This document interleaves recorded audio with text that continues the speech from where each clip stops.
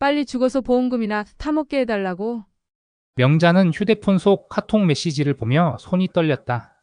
말기암에 걸린 아들을 두고 며느리가 불륜 상대에게 보낸 메시지였다. 66년을 살면서 이렇게 치가 떨린 적은 없었다. 아들이 죽어가고 있는데 그 아내가 남편의 죽음을 기다리고 있다니. 명자는 휴대폰을 꽉 쥐었다. 복수는 이제 시작이었다. 석 달 전 명자는 휴대폰을 들었다 놓았다를 반복하고 있었다. 아들 민수와의 통화에서 느꼈던 그 묘한 기운이 계속 마음에 걸렸다. 민수야, 어째 요즘 통 연락이 없어? 휘주랑은 잘 지내지? 아이고 엄마 걱정하지 마세요. 잘 살고 있어요. 평소 밝고 힘찬 목소리의 민수였는데 오늘은 뭔가 달랐다. 기운이 없고 힘들어 보였다. 명자는 30년 넘게 아들을 키운 어머니의 직감으로 뭔가 잘못되었다는 것을 느꼈다. 며느리 희주에게 전화를 걸어보고 싶었지만 옆집 민주 엄마의 말이 떠올랐다. 요즘 며느리들은 시어머니가 자꾸 전화하는 것도 싫어해. 간섭한다고 생각한다니까. 명자는 한숨을 쉬었다. 작년에 결혼한 아들 부부가 걱정되었지만 괜히 참견쟁이 시어머니로 보일까봐 조심스러웠다. 그래도 어머니로서의 걱정을 떨쳐버릴 수는 없었다. 다음 날 명자는 시장에 가는 길에 우연히 희주를 마주쳤다. 며느리는 예쁘게 화장을 하고 밝은 옷을 입고 있었는데 이상하게도 혼자 있었다. 희주야, 어디 가는 길이야? 아, 어머니, 그냥 친구들이랑 만나려고요. 희주의 표정이 어색했다. 아니, 어색하다기보다는 짜증스러워 보였다. 마치 시어머니와 마주친 것 자체가 귀찮다는 듯한 표정이었다. 명자는 더 묻고 싶었지만 희주가 먼저 시계를 보며 말했다. 죄송해요. 늦었거든요. 먼저 가볼게요. 그리고는 인사도 제대로 하지 않고 성큼성큼 걸어가 버렸다. 그날 밤 명자는 잠이 오지 않았다. 아들의 이상한 목소리, 며느리의 어색한 표정이 계속 머릿속을 맴돌았다. 며칠 후 명자는 민수가 자주 다니던 대학병원 근처를 지나게 되었다. 볼 일이 있어서 그쪽을 간 것이었는데 우연히 민수를 발견했다. 저게 민수 아니야? 명자는 반갑게 손을 흔들려다 멈칫했다. 민수의 모습이 이상했다. 많이 야위어 보였고 걸음걸이도 힘들어 보였다. 그리고 아들이 향하는 곳은 종양내과였다. 명자는 가슴이 철렁했다. 왜 내 아들이 종양내과에? 몰래 따라가 보니 민수는 진료를 받고 있었다. 명자는 멀리서 기다렸다가 민수가 나올 때까지 숨어서 지켜보았다. 민수가 진료실에서 나왔을 때 그의 얼굴은 절망에 차 있었다. 수납을 하는 민수의 뒤로 몰래 다가간 명자는 처방전을 훔쳐봤다. 위암 말기, 항암 치료. 명자는 다리에 힘이 빠졌다. 아들이 암에 걸렸다니 그것도 말기라니. 그날 저녁 명자는 민수에게 전화를 걸었다. 민수야, 요즘 어디 아픈 데 없어? 아니에요, 엄마. 왜요? 그냥. 목소리가 힘이 없는 것 같아서. 피곤해서 그래요. 걱정하지 마세요. 민수는 끝까지 숨기려 했다. 명자는 더 이상 참을 수 없었다. 민수야, 엄마가 오늘 병원에서 너 봤다. 종양내과에서. 전화 너머로 긴 침묵이 흘렀다. 엄마, 왜 말 안 했어? 응? 엄마한테 말을 했어야지. 민수의 흐느끼는 소리가 들렸다. 엄마한테 걱정 끼치고 싶지 않았어요. 한 달 전에 알았는데 어떻게 말씀드려야 할지. 그럼 희주는 알고 있어? 민수는 고개를 끄덕였다. 그런데 전화기 너머로 아들의 흐느끼는 소리가 들려왔다. 엄마, 그런데 더 힘든 게 있어요. 명자는 아들의 다음 말을 기다렸다. 희주가 다른 남자를 만나고 있어요. 명자는 귀를 의심했다. 뭐라고? 제가 아프다는 걸 알고 나서 오히려 더 자주 나가더라고요. 며칠 전에 우연히 봤는데 다른 남자랑 같이 있었어요. 마치 애인 사이 같이. 명자는 분노가 치밀어 올랐다. 아들이 죽을 병에 걸려서 힘들어하는데 며느리가 바람을 피우고 있다니. 위짝 찢어 죽이려니. 엄마, 큰 소리 내지 마세요. 다른 사람들이 들어요. 하지만 명자의 분노는 쉽게 가라앉지 않았다. 어떻게 사람이 그럴 수 있을까? 아픈 남편을 두고 다른 남자를 만나다니. 명자는 집으로 돌아와서도 잠을 이룰 수 없었다. 아들의 병도 충격적이었지만 며느리의 배신이 더욱 분노를 불러일으켰다. 다음 날 명자는 사실 확인을 위해 희주를 미행하기로 했다. 아들의 말이 사실인지 직접 눈으로 확인하고 싶었다. 오후 2시 희주는 집에서 나왔다. 화려하게 차려입고 택시를 탔다. 명자도 재빨리 다른 택시를 잡아 따라갔다. 카페 앞에서 희주는 30대 중반의 남자와 만났다. 둘은 서로 반갑게 인사하며 카페 안으로 들어갔다. 명자는 멀리서 지켜보았다. 창문 너머로 보이는 두 년놈의 행태는 아주 가관이었다. 팔짱을 낀 채 서로 물고 빨고 명자는 증거 사진을 찍었다.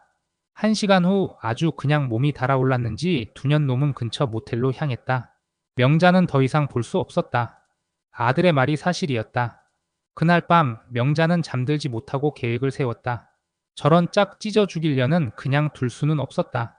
아픈 아들에게도 말할 수 없고 그렇다고 가만히 있을 수도 없었다. 명자는 희주의 불륜 상대에 대해 알아보기로 했다. 며칠간의 조사 끝에 그가 기혼자이며 두 아이의 아버지라는 것을 알았다. 명자는 일주일 동안 치밀한 계획을 세웠다. 단순한 복수가 아닌 희주의 인생을 완전히 무너뜨릴 완벽한 계획이었다. 먼저 명자는 희주의 불륜 상대인 강민호에 대해 철저히 조사했다. 그는 중견기업의 과장으로 아내와 두 아이가 있는 평범한 가장이었다.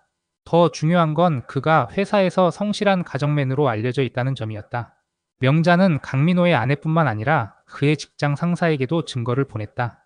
불륜 사진과 함께 귀하의 부하 직원이 근무 시간에 불륜을 저지르고 있습니다. 라는 내용의 편지였다. 결과는 즉시 나타났다.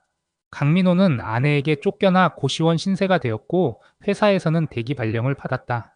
승진은 물론 퇴사 압박까지 받게 되었다. 사회적 죽음이나 다름없습니다.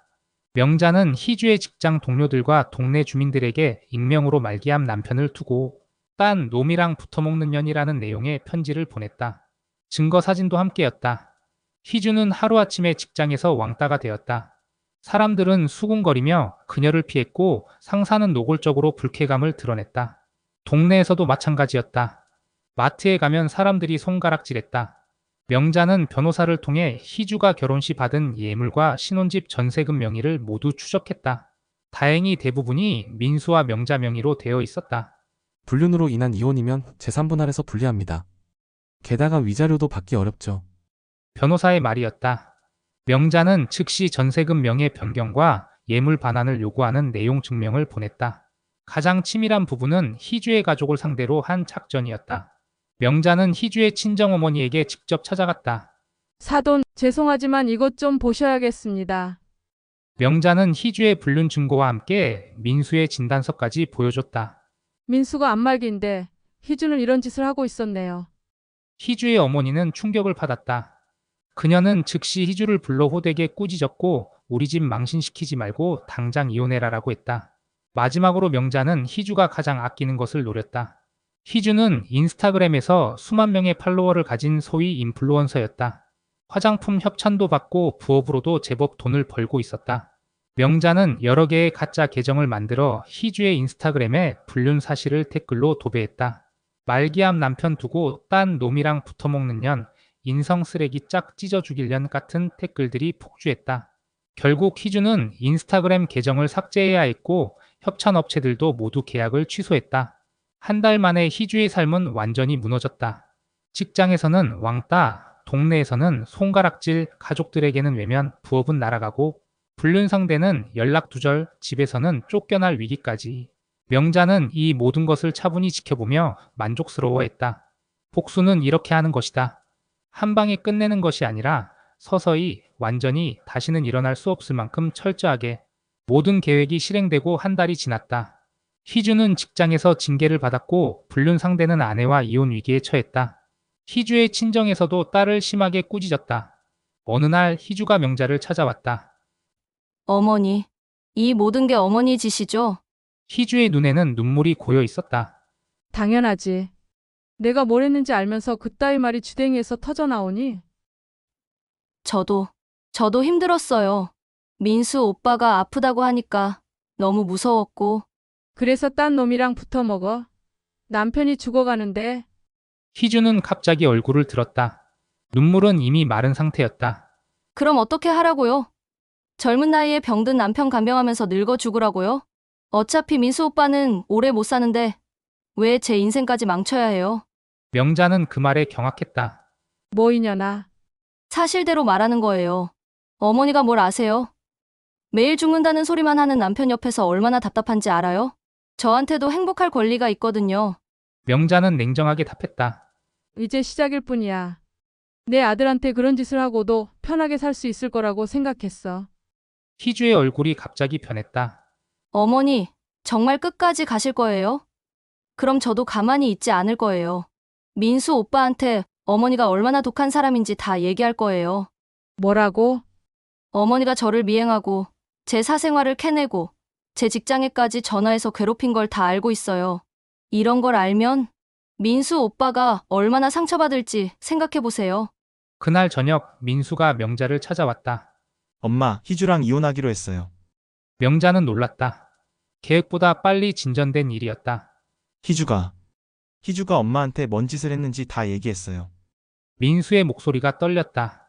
엄마한테 저주까지 했다고 하더라고요. 빨리 죽어서 보험금이나 타먹으라고.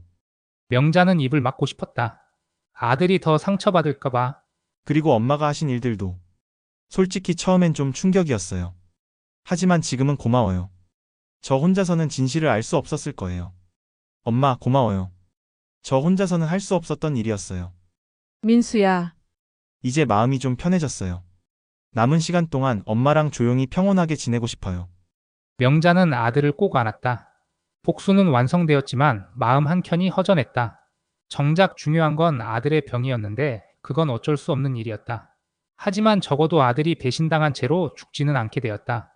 명자는 그것만으로도 만족했다. 희주는 위자료 없이 이혼했고 결혼 당시 받았던 예물과 자금도 모두 반환했다. 그녀는 도시를 떠났다. 민수는 어머니와 함께 남은 시간을 보내며 조용히 세상을 떠났다. 명자는 마지막까지 아들 곁을 지켰다. 복수는 끝났지만 진정한 승리는 아들과 함께한 마지막 시간이었다. 명자는 그 시간들을 가슴 깊이 간직했다.